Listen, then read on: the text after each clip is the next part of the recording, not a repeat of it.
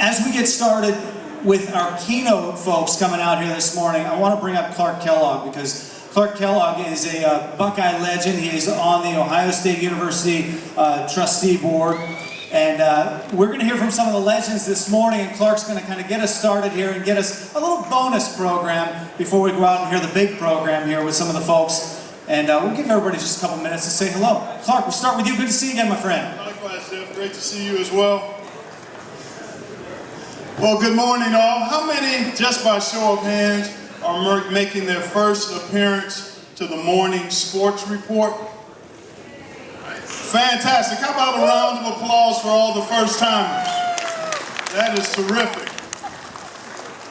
Well, you know my name. Jeff indicated who I am, Clark Kellogg, but I'm here as a proud resident of the greater Columbus area, but also in my role as a member of the Ohio State University Board of Trustees. And I'd like to extend a heartfelt welcome to all of you to this 10th annual morning sports report.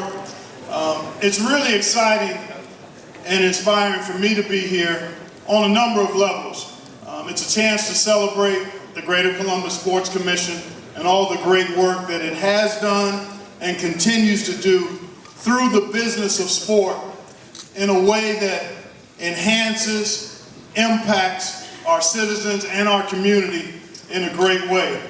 We understand the significance of the sports business, and anytime that we can have events come to our area, it gives the city of Columbus, the Central Ohio region, an opportunity to shine a bright light on all of the folks who make this such a special place to live. So I'd like to extend not only a welcome, but also a congratulations and a round of applause to the Greater Columbus Sports Commission, because we celebrate their work.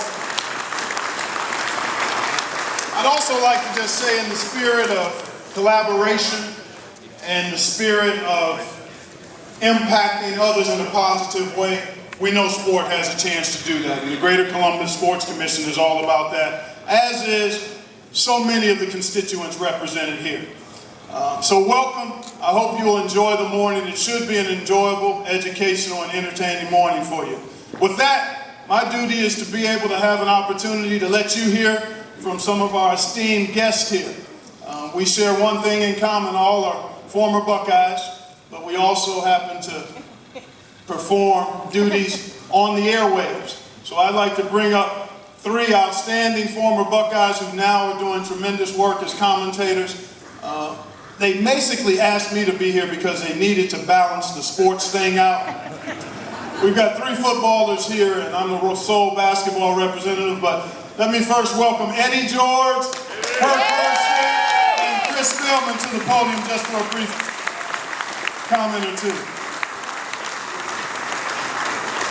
Welcome, gentlemen. Chris, good to see you. All right, this is just a little appetizer, but I would like to ask each of our esteemed commentators to give us a little bit of their personal preview on what we can expect, or what they're expecting for the football season, particularly as it relates to the Ohio State Buckeyes. So how should we do this? I guess we'll do it, why don't we do it in verse order of when you were last at Ohio State. So, okay, so we go with, actually it's reverse alphabetical order. That's how we're gonna frame it. So Chris, microphone's yours, buddy. And you got a 60-second play clock. Okay, here we go. 60 seconds. 60 seconds. I think, first of all, Ohio State's represented by the two at the top of their game. Clark is the lead analyst for CBS basketball, and Kirk is our lead analyst at ESPN. And that's saying something. We're both guys who come from those schools. The thing I'm looking forward to most is how, and from Ohio State perspective, how Urban and the Buckeyes are going to be able to handle their success. I had a chance to spend a little bit of the time during the off-season with Ohio State and Coach Meyer. And the one thing that is a little bit different, and all coaches are different, there's no wrong way or there's no right way, it's just what way works for this particular coach, is that these guys are held to such a high standard in everything that they do. Everything from how they fold their clothes in the locker room, how they clean up, their grades, how they work out, their participation, their attendance. Everything is graded and evaluated, and what that does is it pushes its team to strive for perfection. That was something they were able to accomplish last year, and it's something that they have a good chance of accomplishing this year. And I know the one thing that I'm looking forward to, if something does go wrong and there's a bump in the road and they do lose a game, personally, because I care about the guy, I want to see how Coach Meyer responds to a loss. And we'll see if that happens. But you have Braxton Miller coming back next. It's going to be a great opportunity. And this is kind of a little, not a joke, but I thought about this in hindsight, that with Coach Meyer, the one thing I think about is, okay, coaching football drove him to sickness. I mean, he had to leave the game because of health problems. And so then he spent a year in a booth with me. So how bad was it that I drove him back to coaching football? But he's going to be all right. Ohio State should be great, and they should have a run at a national title if they take care of business. All right, I'll bring up Herbie now. Come on, Herbie. I'll try to make up some time for Spiel's going 3 minutes there. I'll just say this. Has anybody here, show of hands, not been to Pasadena to the Rose Bowl? Anybody not been there? Okay. I would do, as soon as this event's over, I would get on the phone and get a hold of somebody and make plans. Because I'm just, is Urban here yet? Because I don't want to put the pressure on him, but Ohio State, you have the 100th Rose Bowl in Pasadena this year, January 1st. 100th Rose Bowl.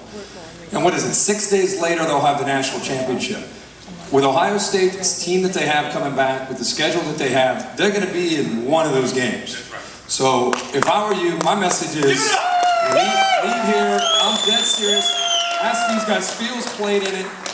There's nothing in sports, for me, for golfers, maybe Augusta, there's nothing like watching a game. I can't imagine playing in a game at the Rose Bowl. And you've got to be able to take that in.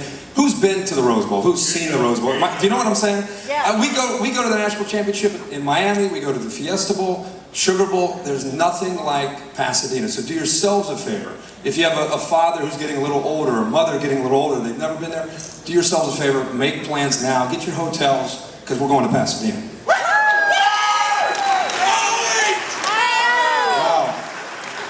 How do I follow that up? Chris Spielman and the great Kirk Herbstreit he said everything they had to say about our boys. Chris talked about the culture of the locker room, how Urban has changed the environment, to come in with a sense of accountability every single day. Kirk has already said we're going to play in the Rose Bowl or in the national championship, and I have to say the same thing. I mean, I work at the university, I train over there with the young men, and one thing I can say is that I've watched them transform their bodies, literally, from young athletes that were, look kind of athletic to really grown men, where now the depth is starting to come into place. I'm seeing young running backs walking around looking like seniors. So I think from a mental and a physical standpoint, they have matured to the point where they can contend now with the elite teams in the country, like the Alabamas or the Stanfords and so forth. So we're slowly approaching. I think by season's end, our defense is athletic as I think I've ever seen them, but they lack experience. But by season's end, I think they will be one of the best in the nation. So I'm excited to see our chance. I don't know if a national championship is in store for us, but I think we're going to have an outstanding year. So thank you.